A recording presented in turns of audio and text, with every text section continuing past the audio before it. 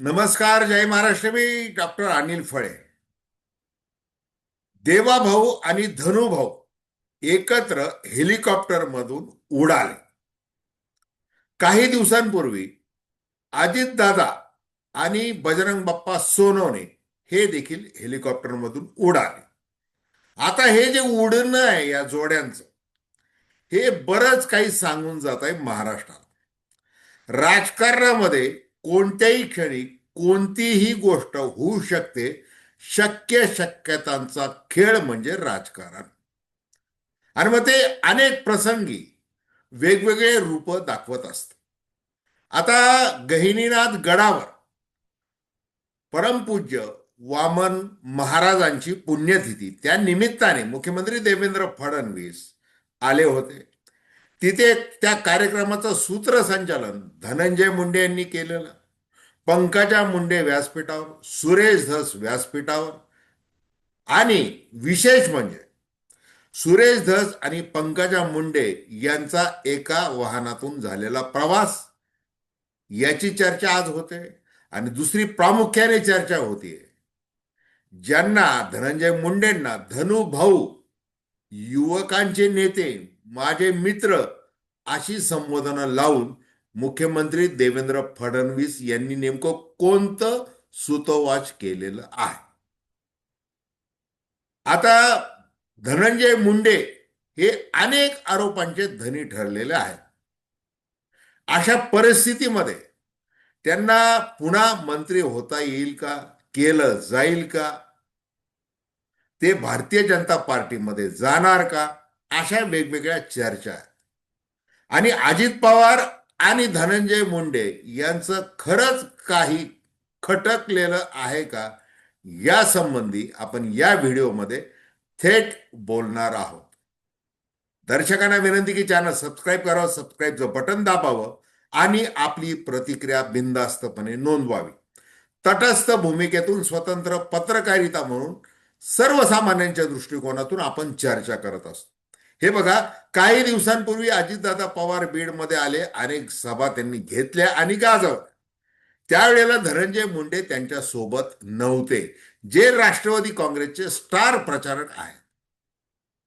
हजाराच्या वर कामांचं, विकास कामांचं उद्घाटन झालं. आणि ते उद्घाटन करत असताना अजित पवार यांनी जी काही दमबाजी केली कंत्राटदारांना, ती फार महत्वाची आहे. आणि मग त्यांचा इशारा नेमका कुणाकडे होता, असे प्रश्न विचारले गेले. धनंजय मुंडे तिथं उपस्थित नव्हते. त्याच्यानंतर अजित पवार यांचा कार्यक्रम जसा झाला तसा खासदार बजरंग बाप्पा सोनवणे यांना सोबत घेऊन ते हेलिकॉप्टरमधून निघून गेले. मग त्यांचं नेमकं काय बोलणं त्या हेलिकॉप्टरमध्ये झालेलं आहे. आता दोन्ही राष्ट्रवादी एकत्र येण्याच्या अनेक हालचाली गल्ली ते दिल्ली चालू आहे.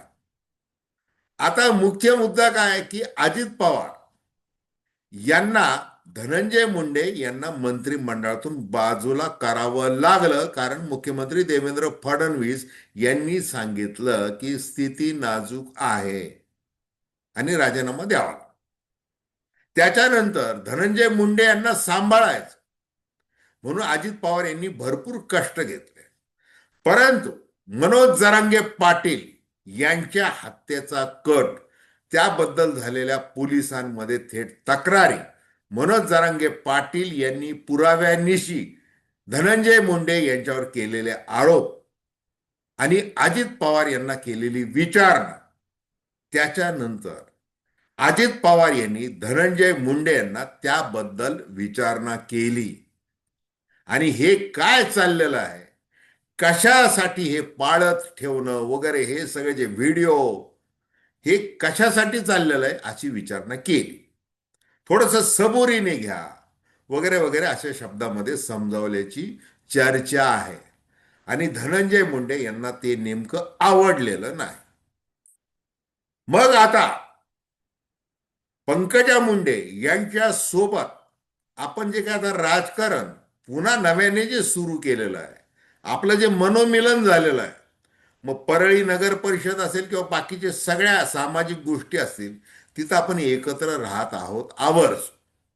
मग अशा परिस्थितीमध्ये लोकनेते गोपीनाथ मुंडे यांनी उभं केलेलं सगळं साम्राज्य आहे, सामाजिक साम्राज्य, सहकारामधलं साम्राज्य, आणि नाही म्हणायला राजकारणातलं मोठं साम्राज्य, हे जर सांभाळायचं मग गोपीनाथ मुंडे यांचे खरे वारसदार नेमके कोण, हे लोकांना चर्चा करू द्या.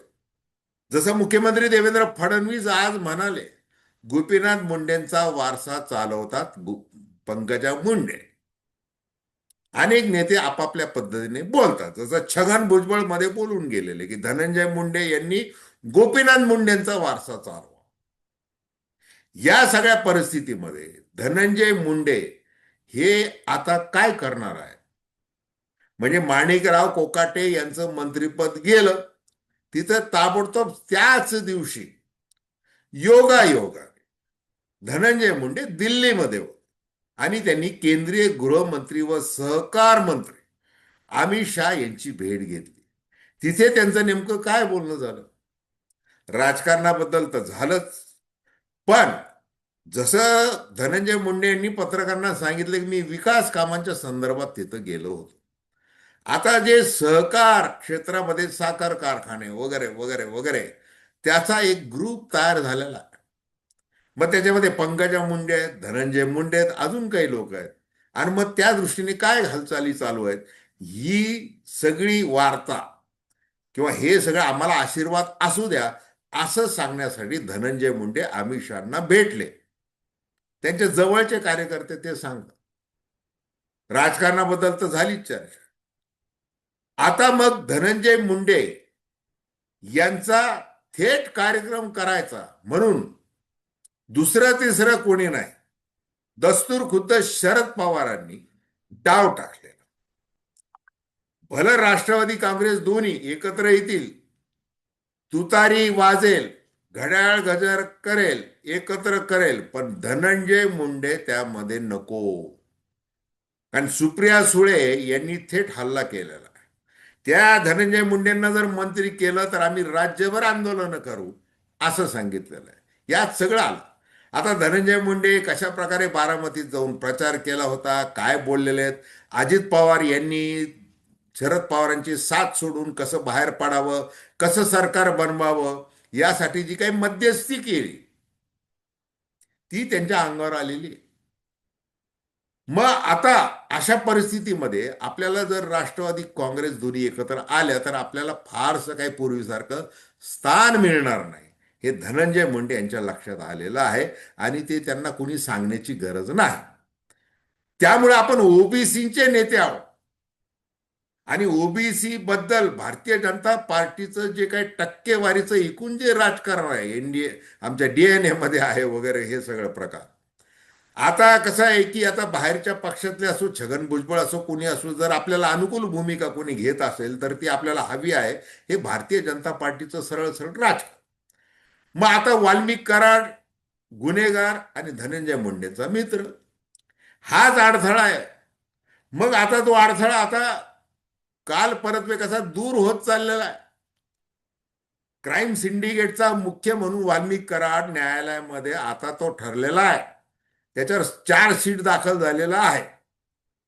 आजच न्यायमूर्ती टहल्यानिया यांनी एक अहवाल दिलेला आहे.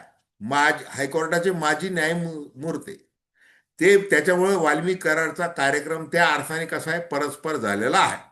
मग आपला सख्खा सोबती उद्या जर म्हणजे 2029 पूर्वीच जर बाहेर आला तर तोच आपला राजकीय दावेदार होऊ शकतो, अशी भीती धनंजय मुंडेंच्या मनामध्ये आहे का, याची देखील चर्चा आहे.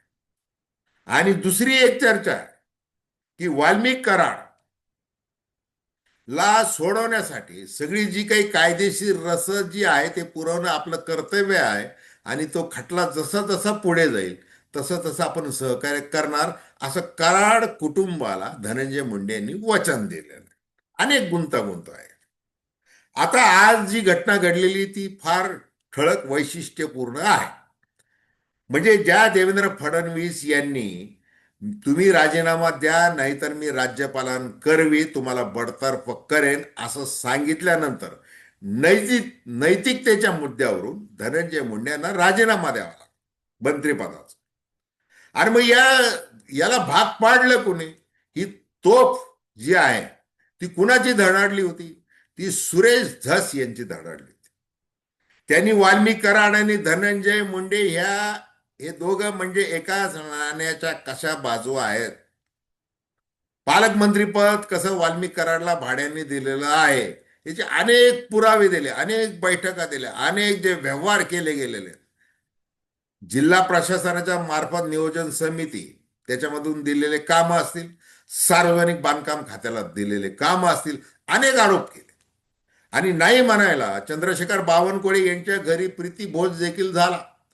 तेव्हा ज्यावेळेला मुख्यमंत्री देवेंद्र फडणवीस यांना विचारलं पत्रकारांनी की धनंजय मुंडे आणि सुरेश धस यांची भेट झालेली आहे, तुमचे बावनकुळे यांच्या घरी झालेली, याच्याबद्दल तुम्हाला काय वाटतं?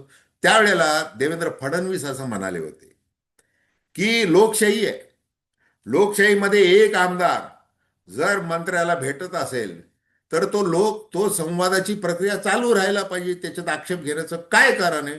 अशा शब्दात देवेंद्र फडणवीस यांनी एक प्रकारे त्या भेटीचं समर्थन केलं. आणि आता ज्या सुरेश धस यांनी पंकजा मुंडे यांनी विधानसभा निवडणुकीमध्ये कसं दगाफटका आपल्याला केलेला आहे हे जाहीरपणे त्यांनी सांगितलं होतं. मग त्यांच्यामधलं ते राजकीय वैमनस्य. आज ते दोघे एका गाडीमध्ये फिरलेले आहेत. म्हणजे मुख्यमंत्री देवेंद्र फडणवीस यांनी कोणकोणत्या बाजू सावरण्याचा आज प्रयत्न केलेला आहे. जसं अजित पवार, संदीप क्षीरसागर, बजरंग बाप्पा सोनवणे, प्रकाश सोळुंके यांना सगळ्यांना एकत्र आणून किंवा काय करत आहे दोन्ही राष्ट्रवादीचं, त्या प्रकारे दुसरी बाजूला हे राजकारण म्हणून कुठल्या प्रकारचं चाललेलं आहे आणि ते कोणत्या दिशेने जात आहे. मग आता येणारा काळ सांगेल की धनंजय मुंडे भाजपमध्ये जाणार का, पुन्हा मंत्री होणार का, आणि त्यांच्यावर आरोपांचे डाग आहे ते सगळे भारतीय जनता पार्टी धुवून काढून त्यांना स्वीकारणार का, हे येणारा काळच सांगेल. तर धन्यवाद. हा व्हिडिओ आपल्याला आवडला असेल अवश्य शेअर करा, सबस्क्राईब करा आणि आपल्या प्रतिक्रिया बिनधास्तपणे नोंदवा. धन्यवाद.